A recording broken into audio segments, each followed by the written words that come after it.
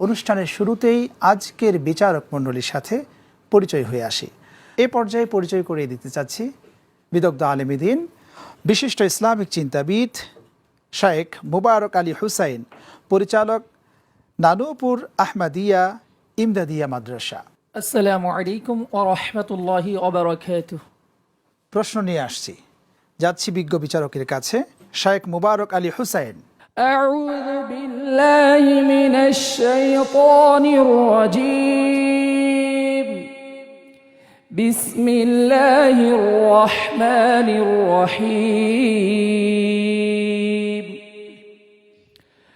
الذين يجتنبون كبائر الإثم والفواحش إلا اللمم. أعوذ بالله من الشيطان الرجيم. بسم الله الرحمن الرحيم. الذين يجتنبون كبائر الإثم والفواحش إلا اللمم إن ربك واسع المغفرة هو أعلم بكم إذ أنشأكم من الأرض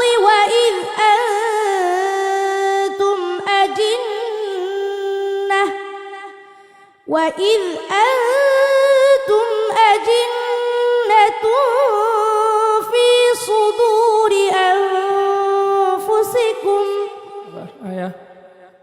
هو أعلم بكم إذ أنشأكم من الأرض وإذ أنتم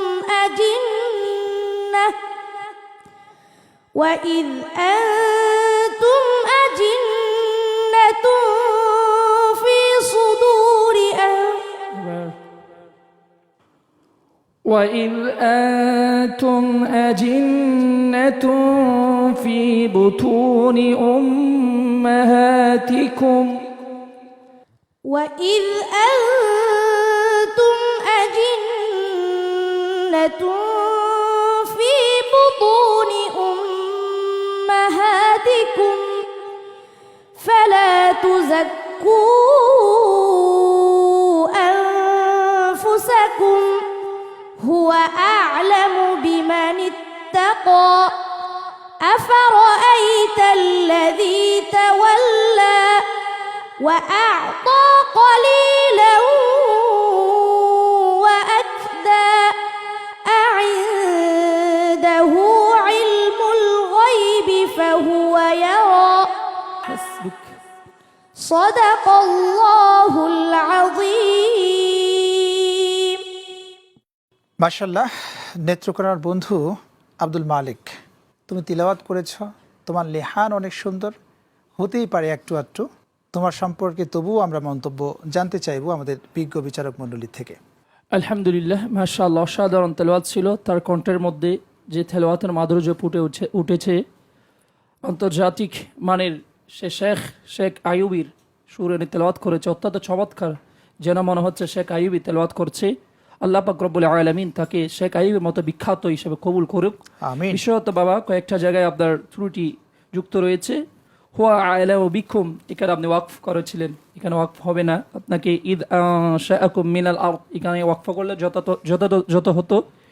এরপর হচ্ছে যে জায়গার মধ্যে আপনার নিঃশ্বাসের প্রয়োজন, নিঃশ্বাস নিয়ে তেলাওয়াত করবেন, তাড়াহুড়া করা যাবে না, এটা একটু ত্রুটি যুক্ত রয়েছে। ইনশাআল্লাহ আপনি যদি সাবধানের পারফরমেন্সগুলো ভালো করতে চান, তাহলে নিঃশ্বাস কন্ট্রোলে রেখে তেলাওয়াত করবেন ইনশাআল্লাহ।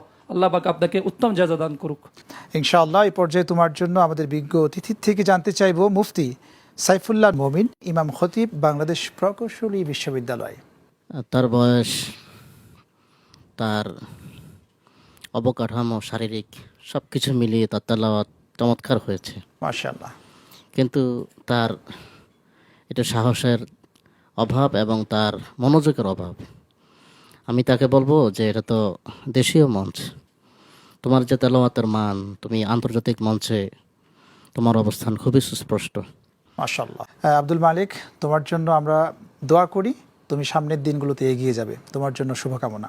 আসসালামু আলাইকুম ওয়া রাহমাতুল্লাহি ওয়া বারাকাতুহু। তোমার জন্য প্রশ্ন করার জন্য আমি অনুরোধ করব শাইখ মুবারক আলী হুসাইন হাফিজাহুল্লাহ আপনাকে। أعوذ بالله من الشيطان الرجيم. بسم الله الرحمن الرحيم. وسيق الذين كفروا إلى جهنم زمرا. أعوذ بالله من الشيطان الرجيم. بسم الله الرحمن الرحيم.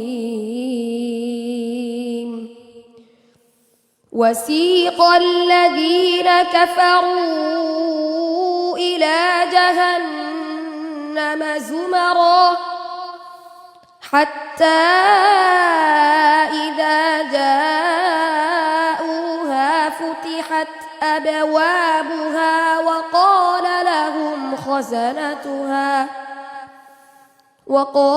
لهم خزنتها ألم يأتكم رسل منكم يتلون عليكم آيات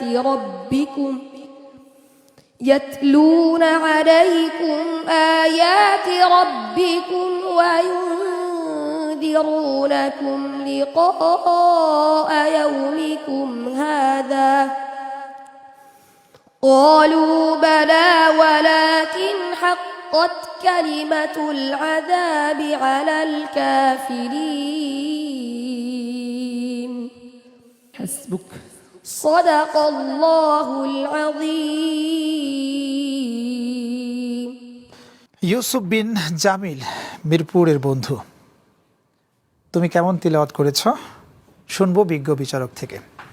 মাশাআল্লাহ, আলহামদুলিল্লাহ, অত্যন্ত চমৎকার তেলাওয়াত ছিল। এক্ষেত্রে আমি তাকে কয়েকটা বিষয় অনুধাবন করার জন্য এবং সামনে তেলাওয়াত করার সময় এই বিষয়গুলো লক্ষ্য করার জন্য আমি অনুরোধ জানাচ্ছি। সেটা হচ্ছে হরফে ইস্তিলা যখন আলিফের সাথে আসে, হামজার সাথে আসে, তখন সবচেয়ে মোটা হয়। এদিকে মোটা করার ক্ষেত্রে লক্ষ্য রাখতে হবে। এরপর হচ্ছে যেগুলো ওয়াজিব মাদ, এগুলোর মধ্যে কোনো কসর নেই, তো সুতরাং এগুলো যাতে আমাদের তাওয়াসসুত কসর থেকে বিলুপ্ত থাকে, পরিপূর্ণ থুলভাবে আমাদের এই মাদগুলো আদায় হয়, সেদিকে লক্ষ্য রাখতে হবে। আল্লাহ রব্বুল আলামিন আপনাকে ভালো পারফরমেন্স করার তৌফিক দান করুক, আমিন। তোমার জন্য এই পর্যায়ে আমরা বিজ্ঞ অতিথির কাছে যেতে চাই। হাফেজ কারি মুফতি সাইফুল্লাহ মমিন, ইমাম খতিব, বাংলাদেশ প্রকৌশল বিশ্ববিদ্যালয়। ইউসুফ বিন জামিল, তেলাওয়াত চমৎকার হয়েছে।